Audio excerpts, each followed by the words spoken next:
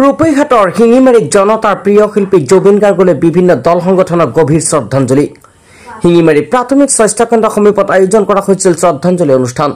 খণ্ড উন্নয়ন বিষয়া আনিছ বেৰিয়াই জুবিনৰ প্ৰতি মাল্যাৰ্পণ কৰি জুবিনৰ গভীৰ শ্ৰদ্ধাঞ্জলি জ্ঞাপন কৰে। প্ৰাক্তন বিধায়ক আব্দুল আজিজেও জুবিনৰ আত্মাৰ সদ্গতি কামনা কৰি বন্তি প্ৰজ্বলন কৰে।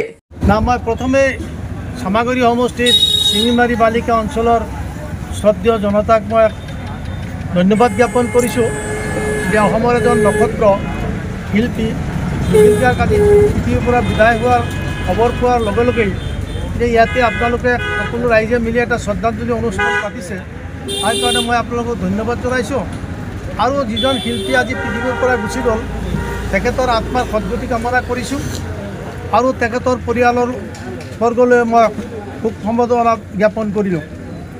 দেখা গৈছে আপোনাৰ সংখ্যালঘু অধ্যুষিত অঞ্চল সামগুৰি ৰূপৈহাট সমষ্টি বিভিন্ন অঞ্চলত ৰাতিপুৱাৰ পৰা দোকান পোহাৰ বন্ধ আৰু তেখেতৰ গভীৰ শ্ৰদ্ধাঞ্জলি জনাইছে।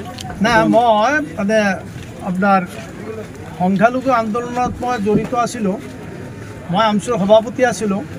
ইয়াত এটা অসম আন্দোলন হৈছিল। অসম আন্দোলনৰ সময়তো সংখ্যালঘু এলেকাত এনেকুৱা সৰ্বাত্মক বন্ধ মই দেখা নাই। আমিও কেতিয়াবা বন্ধৰ আহ্বান দিলে আমচুৱে দিলেও কিন্তু এনেকুৱা বন্ধ সংখ্যালঘু এলেকাত হোৱা নাই। কিন্তু আমাৰ এই জুবিন গাৰ্গৰ মৃত্যুৰ পিছত এই সংখ্যালঘু এলেকাত বিশেষকৈ চামাগুৰি সমষ্টি, ৰূপৈ সমষ্টি এইবিলাক অঞ্চলৰ মানুহে যুৱক যুৱতীসকলে সৰ্বাত্মক বন্ধ পালন কৰিছে আৰু তেখেতৰ আত্মাৰ প্ৰতি শ্ৰদ্ধাঞ্জলি উদযাপন কৰিছে। তাৰ কাৰণে মই আমাৰ অঞ্চলৰ এই যুৱকবিলাকসকলক ধন্যবাদ জনাইছোঁ। আৰু তেখেত খালি অসমৰেই মানে এজন শিল্পী নহয়, তেখেত এছিয়া মহাদেশৰ ভিতৰত ভাৰতবৰ্ষৰ ভিতৰত এজন উল্লেখযোগ্য শিল্পী আছিল।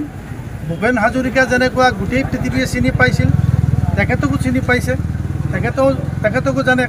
তেখেতৰ বহু মানে আপোনাৰ ৰাষ্ট্ৰত তেখেতৰ নিজাকৈ মানে বহিব পৰা বা উঠিব পৰা জেগাও আছে।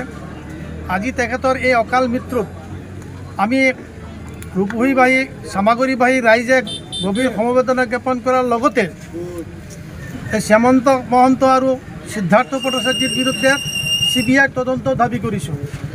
এই CID তদন্ত নহয়, CBI তদন্ত। আৰু তেখেতৰ লগত যিজন 15জন মানুহ গৈছিল, এই প্ৰত্যেকজন মানুহকো তদন্তৰ আওতাত আনি ইয়াৰ এনেকৈ মৃত্যু হোৱাৰ ৰহস্যটো কি উদ্ঘাটন কৰি অসমবাসীক জনাবলৈ মই অসম চৰকাৰ তথা কেন্দ্ৰীয় চৰকাৰকো মই অনুৰোধ জনাইছোঁ।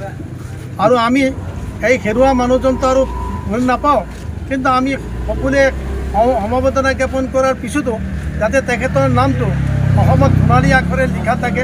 যিহেতু জুবিন গাৰ্গ এনেকুৱা এজন ব্যক্তি আছিলে কোনো ধৰ্মৰ বিৰুদ্ধে, তেখেতে যদিও কোনো ধৰ্মৰ ওপৰত আস্থাও ৰখা নাই, কিন্তু তেখেতে কোনো ধৰ্মৰ বিৰুদ্ধে বিৰোধ বক্তব্যও ৰখা নাই। আৰু এজন শিল্পী হিচাপে তেখেত অসমৰ কাৰণে অসমৰ কথা চিন্তা কৰিছে, অসমৰ ভালৰ কাৰণে চিন্তা কৰিছে। কা আন্দোলনৰ সময়ত মই দেখিছোঁ, কা আন্দোলনৰ বিৰোধী ময়ো আছিলোঁ। তেতিয়া মই দেখিছোঁ জুবিন গাৰ্গৰ যিটো ষ্টেণ্ড, যিটো তেওঁৰ বক্তব্য, এজন শিল্পী হিচাপে অসমৰ মংগলৰ কাৰণে এনেকুৱা কৰাৰ নজিৰ খুব কমেই আছিল। আৰু তেখেতে এই ক্ষেত্ৰত অসমৰ সকলো জনগোষ্ঠীৰ মানুহে তেখেতক এনেকুৱা ভাল পোৱা আমি আজি গম পালোঁ যে আমাৰ এলেকাটোক যেতিয়া জোকমাক কৰি দেখিলোঁ যি অৱস্থা হৈছে, তেখেতৰ মৃত্যুত যি গভীৰ সমবেদনা জ্ঞাপন কৰিছে, যি শ্ৰদ্ধাঞ্জলি অনুষ্ঠানবিলাক পাতিছে, ৰূপহী কলেজত পাতিছে, আজি শিঙিমাৰী অঞ্চলতো পাতিছে, আজি ৰূপহী বজাৰতো মানুহ পাতিছে, মানে অল লেভেলৰ মানুহে সকলোৱে সিদ্ধান্ত কৰি এই শ্ৰদ্ধাঞ্জলি অনুষ্ঠান পতাত আমি অনুমান কৰিব পাৰোঁ